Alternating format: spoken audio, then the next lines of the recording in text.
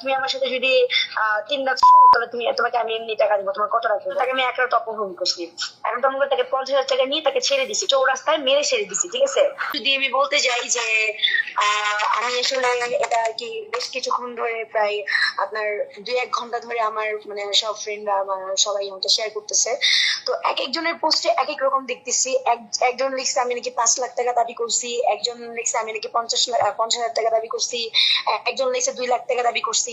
মানে আমি আসলে কনফিউজড যে মানে আসলে সত্য ঘটনা কোনটা। আর সেকেন্ড কথা হচ্ছে, আমি আপনাকে একটু পরে রেকর্ডিং দিচ্ছি, যদিও কালকে আমি একটা প্রেস ব্রিফ দিব। ওই যে দুর্জয়ের কথাটা হচ্ছে, সেটা বাংলাদেশ প্রতিদিনের একজন মাল্টিমিডিয়া রিপোর্টার মাইমুর রহমান দুর্জয়। তো ওই ছেলে হচ্ছে বিবাহিত, ও একটা ছেলে বেবিও আছে।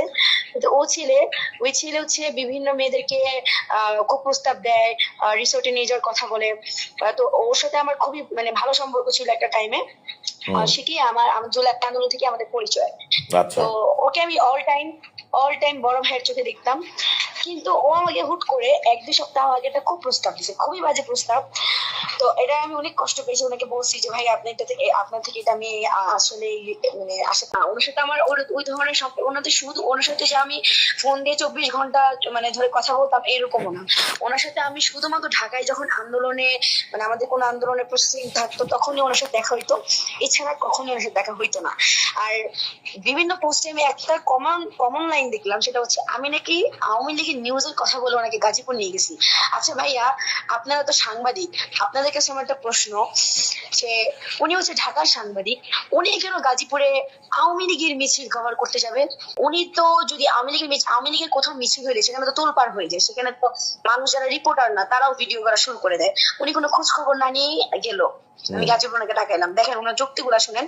মানে আমি আর কি ওনার মুখ থেকে শুনিনি, আমি জাস্ট পোস্ট গুলা দেখতেছি। তো উনি পরে বললো যে ওনাকে নাকি আমি রাতভর একটি বাসায় মানে নির্যাতন করছি, মারধর করে 50,000 টাকা নিয়ে ছেড়ে দিছি। আপনাকে আমি ছোট্ট একটা মানে কথা বোঝাই, উনি অল টাইম S24 আলট্রা, আর ফোনে হচ্ছে ওনার আইফোন আছে, উনি পালসার বাইক, মানে আমি অল টাইম ঢাকা যেভাবে দেখি ঢাকায় এগুলো নিয়ে ঘুরে। হ্যাঁ, ওনার ব্যাগে আরো বেশি দামি দামি ওই যে আপনার হচ্ছে ডিভাইস গুলো থাকে। তো আমি ওনাকে এই দামি জিনিসগুলো, যে S24 আলট্রার দাম হচ্ছে প্রায় আপনার 90,000 প্লাস, পালসারের দাম হচ্ছে প্রায় 2 লাখ প্লাস, সরি 1,80,000 প্লাস, আর আইফোনের দাম কম হইলেও তো আপনার 60,000 উপরে হবে। তাহলে আমি যদি কিডন্যাপ করতাম, আপনার কি মনে হয় আমি নাকি 50,000 টাকার জন্য সারা রাত মারধর করতাম? উনি আমাকে বিভিন্ন কুপ্রস্তাব দিছে, দেওয়ার পর এগুলো আমার ফোনে রেকর্ডিং ছিল। তো উনি রেকর্ডিং ছিল, পরে এখন আমি ওনাকে শোনানোর জন্য যে ভাইয়া আপনি নেক্সট টাইম কোনো মেয়েকে বা কাউকে এরকম এলিগেশন দেন, আমি রেকর্ডিং গুলো পাবলিশ করে দিব, অথবা আপনার যে মানে আপনার যে সংবাদ মানে একদম মেইন যে হেডকোয়ার্টার প্রতিদিন আমি সেখানে এগুলো ওনাদেরকে দিব যে আপনাদের রিপোর্টার এরকম কাহিনী করতেছে। তো করার পরে উনি যখন এভাবে বললাম, ওনাকে ডাকাইছি আর কি, আমি বললি ওকে ডাকাইছি, আমার সাথে আমার ফ্রেন্ডরা ছিল। তো ডাকানোর পরে উনি মিথ্যা কথা বলবো না, ওনাকে আসলেই আমরা 2টা থাপ্পড় মারছি। এটা ছিলেন কোন একটা কাজে, আমরা উত্তরা গেছিলাম। তারপর আমি ওই ফোন দিছি, ভাই কোথায় আছেন? বলে আমি তো উত্তরা। আমি বলে আমিও উত্তরা আসছি ভাইয়া। তো বলে যে দেখা করেন। তো আমি ওনাকে সুন্দরভাবে বুঝাইছি। উনি না আমার সাথে অনেক মানে রাফ বিহেভ করতেছিল একদম, মানে তুই কি করবি দেখে নিবো, কর এগুলা করবি এগুলো। ওনাকে আমি সব না ওনার সাথে দেখা হয়েছিল, কথা হওয়ার পরে কল করার কথা হওয়ার পর দেখা হয়েছিল। তারপর যখন উনি আমাকে বললো এইভাবে যে তুই যা করবি কর, রেকর্ডিং পাবলিশ কর, এই সেটা বলার পরে আরো অনেক মেয়েকে উনি প্রস্তাব দিচ্ছে। আমি তখনও জানি না যে উনি বিবাহিত, ওনার একটা বাচ্চা ছেলে আছে। তো এবার জানার পরে ওনাকে আমি বলছি ঠিক আছে ভাইয়া আপনারা কাজ করেন, ও বলছে তুই ঢাকায় আইলে তোরা দেখে নিবো, তুই দেখি তুই কি করতে পারিস সেগুলো বলছে। আমি ওনাকে মাঝে বলছি ঠিক আছে আপনি যদি কোনোদিন সাহস থাকে আপনি গাজীপুরে আসেন। এটা আসলে আরো কিছুদিন আগের কাহিনী, ঠিক আছে, এই যে উত্তরা কাহিনীটা। তো উনি আসলে আমাকে পরে আমি একদিন মনে করেন এটা হচ্ছে কালকের কাহিনী, সরি আজকের কাহিনী। আজকে সকালবেলা এসে আমাকে কল দিয়েছে বলে আমি তো গাজীপুর। আমি বলছি হ্যাঁ গাজীপুর কোথায় আছেন? বলে আমি তো আপনাদের কলেজ তোর তুই করে বলতেছে তোর কলেজের সামনে দিয়ে চলে আসলাম। আমি বললাম ঠিক আছে ভাইয়া থাকেন, সমস্যা নেই। বলছি তুই চাকরি করতেছে, আমিও মাথা গরম হয়ে গেছে, ঠিক আছে তো যদি করে থাকে তুই কলেজের সামনে আয়। ও কলেজের সামনে আসবে না, ও সবিপুর, ও হচ্ছে কালিয়াগঞ্জ উপজেলা চিনেন ওইখানে। তো আমি বলছি ঠিক আছে ওকে। তো ওইখানে আমার পরিচিত কিছু ভাইরা ছিল, তো ওরা বলছে যে আমি বলছি ভাই আমাকে তো এরকম এরকম এই লোক কুপ্রস্তাব দিয়ে আমাকে আবার এরকম এরকম কথা বলতেছে।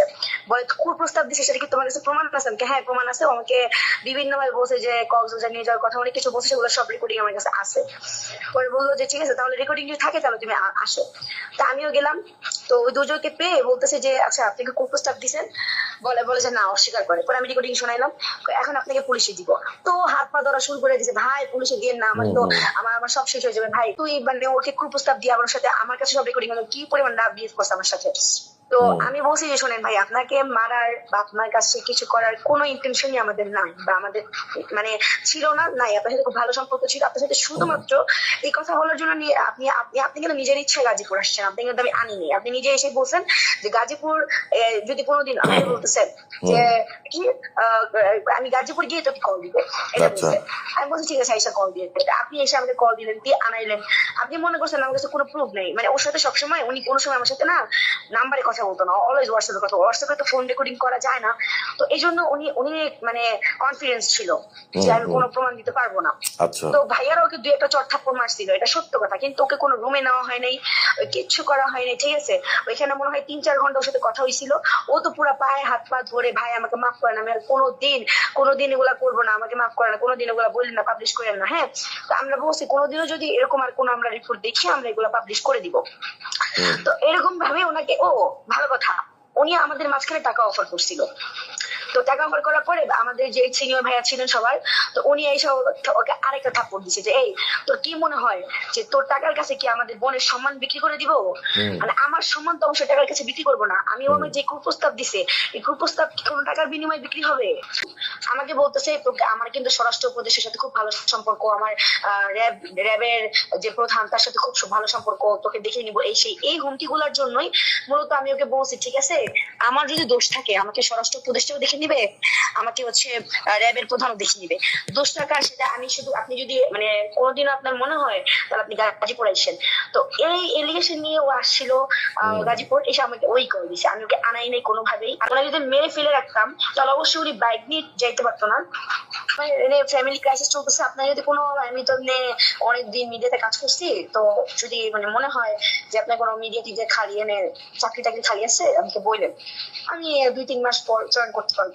এভাবে যখন বলছি তখন বলছে তোমার টাকার কি দরকার, তুমি আমার সাথে যদি 3 লাখ তাহলে তোমাকে আমি এমনি টাকা দিব, তোমার কত রাখবে বলো। এইভাবে বলছে আপনাকে যে 3 লাখ হ্যাঁ কত টাকা লাগবে? কিন্তু কিন্তু আনফরচুনেটলি আমার আসলে তখন হোয়াটসঅ্যাপ ছিল, তো হোয়াটসঅ্যাপে ও প্রস্তাবটা দেয়নি, আমি এটা আসলে রেকর্ড করতে পারিনি। কিন্তু বাকি সব কনভারসেশন রেকর্ড আছে। আমি খুব শীঘ্রই পেজ ব্রিফ করে আমি আসলে এই জিনিসটা কি পাবলিশ করব যে কে কিভাবে তাকে প্রস্তাব দিচ্ছে। আমি নাকি ওকে মেরে চৌরাস্তা ফেলে রাখছিলাম। আমি তোকে মেরে চৌরাস্তায় ফেলে রাখতাম, আশেপাশে কেউই কি দেখতো না? এই চৌরাস্তা তো আমার কলেজ, আমার ভাওয়াল কলেজ ওইখানে। হ্যাঁ, এইসব এলিগেশন, তারপর আরো কিছু এলিগেশন নেওয়া হয়েছে যে আমার আরেকটা দেখলাম, আরেকটা পোস্টে দেখলাম যে আমার বাসায় নিয়ে আসছিলাম। হ্যাঁ, আমার বাসা তো গাজীপুরই না, আমি কিভাবে নিয়ে আসবো? মানে আসলে আমি আসলে বুঝতেছি না যে আমার কাছে মানে আমার মূল অভিযোগটা কোথায়। একবার বলা হচ্ছে যে আমি গাজীপুর একটা রুমে আটকায় রেখে ওকে মারধর করছি 5 লাখ টাকার জন্য। একবার বলা হচ্ছে আমার বাসায় সারা রাত মারধর করছি 50,000 টাকার জন্য। একবার বলা হচ্ছে যে ওকে আমি ভাওয়াল কলেজে আটকে রেখে মারধর করছি